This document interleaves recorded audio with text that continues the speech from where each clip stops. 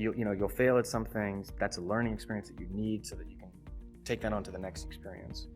And don't let people who you may respect and who you believe know what they're talking about, don't let them tell you it can't be done.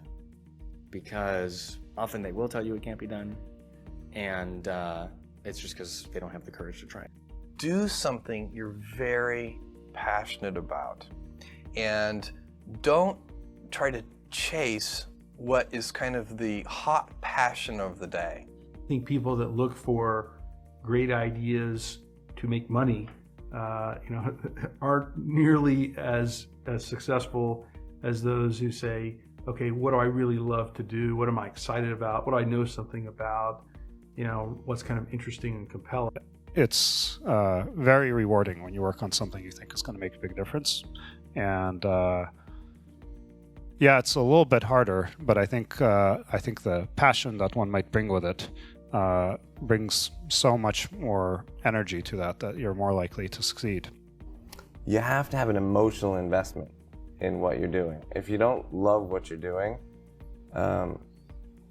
failure is pretty much guaranteed. Success is not guaranteed by any means, but failure is much more likely if you don't love what you're doing. If you know exactly what you want to be, you need to spend as much time with people that are actually that already. One of the things that I do is I question a lot of things. And you can do that in a good way and a bad way, but hopefully if you try to get people to motivate why they're doing something and their way of thinking, the worst thing you can end up with is a situation where you get told, well, this is the way it's always been. That's the worst ever. That's a non-answer. Instead, ask yourself, given everything we have today, is there a way we can make this better? And so when we're coming up with ideas, we always ask ourselves, what kind of new market is this creating? And then also what part of my day and what problem is it solving? And so I've gone as far as taking an entire catalog of my day from the moment I open my eyes and writing down every single thing I do. And then asking myself, is there something here? If you're not coming up with 10 ideas a day, that's why I have this thing. If I'm not filling up this page every single day, then my idea muscle will atrophy. And I started this in 2001, and I still do it every single day. You have to come up with ideas every single day, or the idea muscle atrophies. The good news is, after about 6 months of doing that, you're like a machine. People get surprised at how many ideas you could just have anywhere. But understand that naturally nobody is interested in your idea. The world could care less, and you have to persuade them, and you have to show that you're the one person out there that can do it. When it comes to changing the world, what I learned from Steve Jobs is, if you believe in a Macintosh, if you believe in iPhone, iPod, iPad, if you believe enough, then you will see it.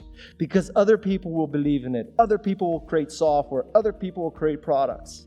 So you need to foster the belief in what you are dreaming so that it becomes a reality, which is very different than saying, I don't expect anybody to believe it until I see it. You need people to believe it before they can see it. Don't necessarily think that you have to have the home run and the huge Apple computer on your first start. I spent a long time in my life with skills just building little devices for fun. For fun is one of the key things, because that drives you to think and think and think and make it better and better and better than you ever would if you're doing it for a company. Build things at first for yourself that you would want. For somebody aspiring to take things to the next level or to even surpass their wildest dreams, there's always going to have to be an element of luck. But I think more important is putting yourself in a business that can be ubiquitous, that really doesn't have limits. Because otherwise, there's always going to be a grind to it. But if the business, if it can't be something that you can visualize every business using or every consumer using, it's going to be tough to scale to be big enough or to have the perceived value. You want an idea about what you can say. I know it sounds like a bad idea, but here's specifically why it's actually a great one. You want to sound crazy, but you want to actually be right. Because when you're trying to differentiate, when you're trying to do something different, there's going to be that gut moment, that gut sense. Is this right? Is this not right? If you're not If you're not having doubt, you're not pushing the boundaries far enough. Don't think about how do I get big fast. That will happen if you actually build something super meaningful and super important. So don't think about, what is the quickest way to success? Think about what is the best way to building something important that the world really needs. This little idea explains why some organizations and some leaders are able to inspire where others aren't. Let me define the terms really quickly. Every single person, every single organization on the planet knows what they do 100%. Some know how they do it, whether you call it your differentiating value proposition or your proprietary process or your USP. But very, very few people or organizations know why they do what they do. And by why, I don't mean to make a profit. That's a result. It's always a result. By why, I mean what's your purpose? What's your cause? What's your belief? Why does your organization exist? So when we see a kid with a lemonade stand, it's different than when we see a vending machine selling lemonade, even if it's exactly the same product, because the story around it is what people are paying for. So when I meet small business people, all I ask them is not what's their balance sheet, but what's their story.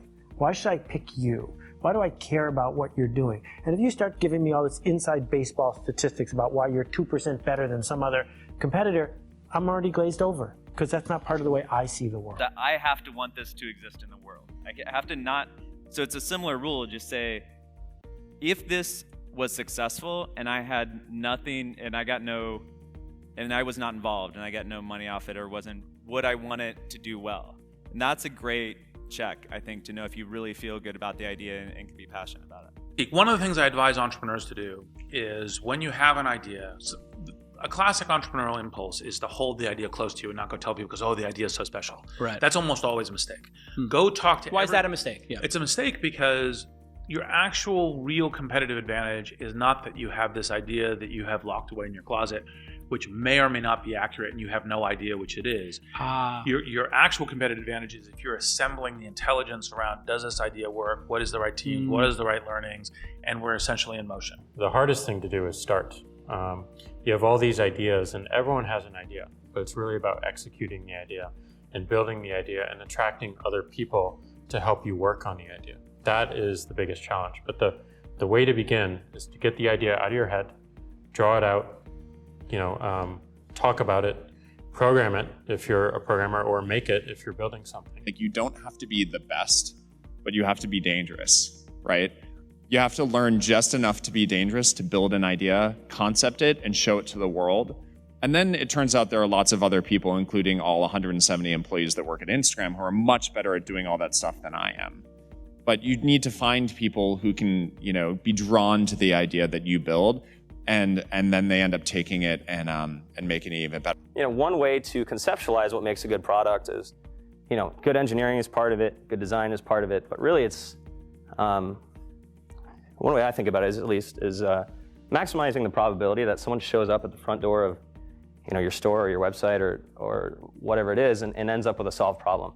And oftentimes the best methodology is to start with the perfect experience with just one person, get that right, and then figure out how to scale something great instead of scaling something not so great and then trying to improve it. That's really hard to do. And so I think when you are starting a new business, you don't want to go after giant markets. You want to go after small markets, and you want to take over those markets quickly. Constantly seek criticism. Yeah.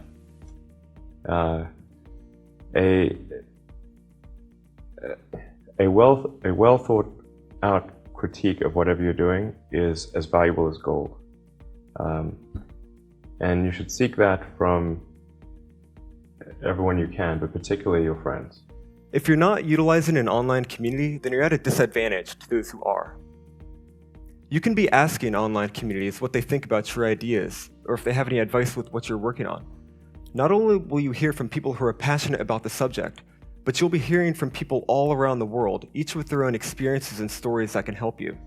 And there are a lot of people from whom we can learn a lot. And I think the one piece of advice is don't underestimate anyone you come across ever. Right. Like whether they're, a blue collar worker waiting for the bus, or they're, helping you they're the server or bartender at the restaurant, or they're a lower ranking employee. I mean, the smartest leaders I've ever seen have always gone around the room and asked for everybody's opinion.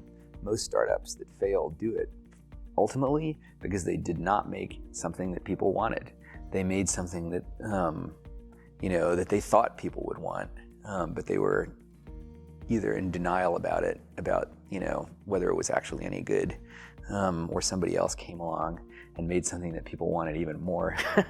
The best piece of advice that we've figured out as we've been doing Foursquare is not to let other people distract what you're doing. There's always haters that say, your idea is stupid, this idea is never gonna work, don't even bother doing that because someone else is gonna do it before you do. And if we listen to all that feedback that we were getting, all that negative feedback, we would never have built things, we would never have prototyped things. And that's how we really got to where we are. We saw things that we wanted to build, and we just went out and built them.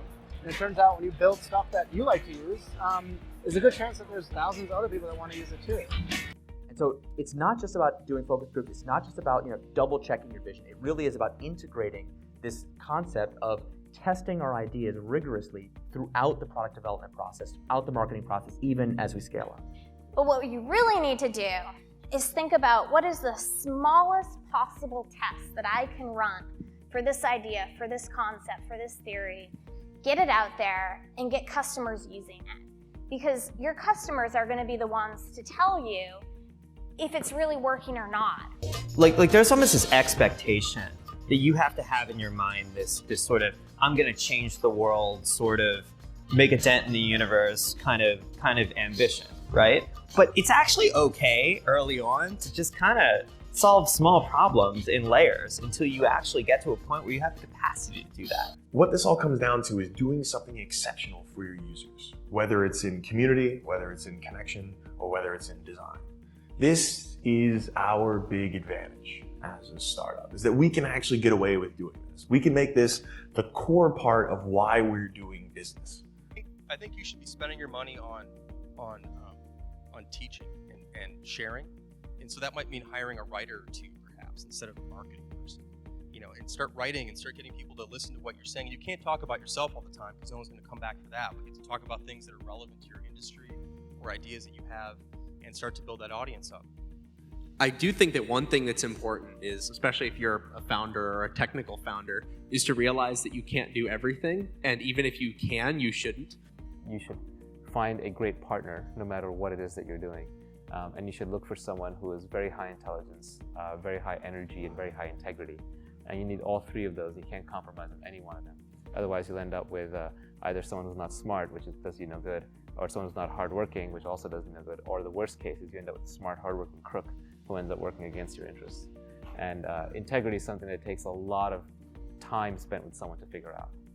The most important thing when you're working with people early is that you guys line up on what your goals are. That sounds really basic, but you can totally, it can be fine. You can want to build a small business that makes money and you don't have to go to an office every day. Or you can want to build a huge company. You can want to build Google, but I think you have to be really, really aligned on that. When a lot of corporations they might call them core values or guiding principles or so on, but the problem is usually they're very lofty sounding. They kind of read like a press release the marketing department put out. They sound just like their competitors, and maybe you learn about it on day one of your job, but then it becomes this meaningless plaque on the lobby wall. Well, we wanted to come up with committable core values, and by committable, meaning we're willing to hire or fire people based on those values, completely independent of their actual job performance. The definition of values is they're the behaviors or principles that you religiously adhere to within your company. When I say religious, I mean that no amount of data will sway you from those principles, and the degree to which that you have the courage to maintain your conviction around those ideas is the degree to which you're going to be successful over the long term. A company is simply a group of people, and as a leader of people, you have to be a great listener, and you have to be a great motivator.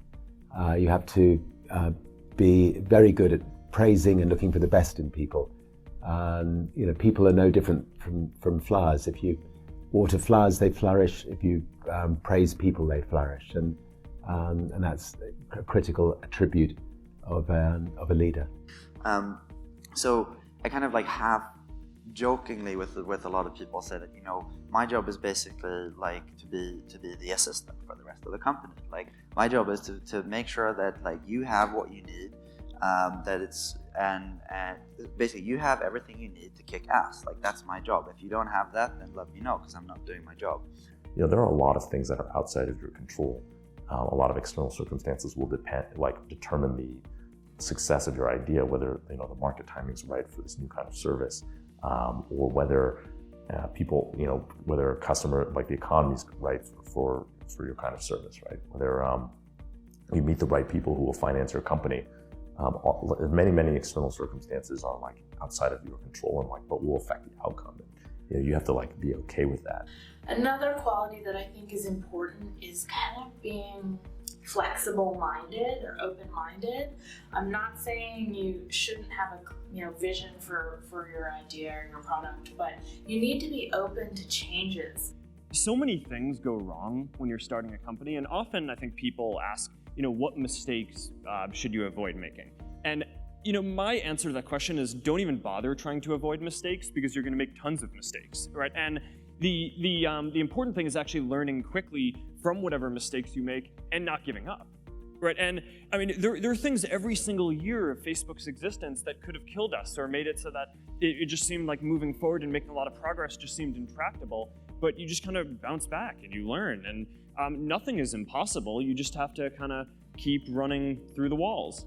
The two things we really zero in on people are, you know, two things. They sound simple, they end up being very difficult. Courage and genius. Courage is the one we talk about a lot because it's the one that people can learn. You know, courage, which is to say not giving up in the face of adversity. You know, just being absolutely determined to succeed, you know, is something that you can like force yourself to do. It can be very painful. You can force yourself to do it. The genius part is a little bit hard to force yourself to do. You know, courage without genius might not get you where you need to go, but genius without courage almost certainly won't. And I think the reality is just, you know, not quite so glamorous. There's there's an ugly side to being an entrepreneur. And also just more importantly, what you're actually spending your time on is just a lot of hard work. Sam mentioned this, but you're basically just sitting at your desk, heads down, focused, answering customer support emails, doing sales, figuring out hard engineering problems. So it's really important that you kind of like go in with eyes wide open. Optimism has a place, but I think even more so for the first-time entrepreneur, you need to be pragmatically pessimistic. What I mean by that is you need to define all of the worst-case scenarios in terms of financial loss, time loss, etc. Look at what you will learn if that happens and accept and come to terms with that before you ever start. If you don't do that and you go straight into battling the world, trying to conquer the world with rose-colored glasses on, the first time you hit a major hiccup, you're going to become really demoralized and you will quit. If you don't love it, you won't make it through the long period of pain that is inevitable. So make sure that you take care of yourself during the process. Make sure that you take care of your mental health, your physical health while you're doing it, because it's a long road.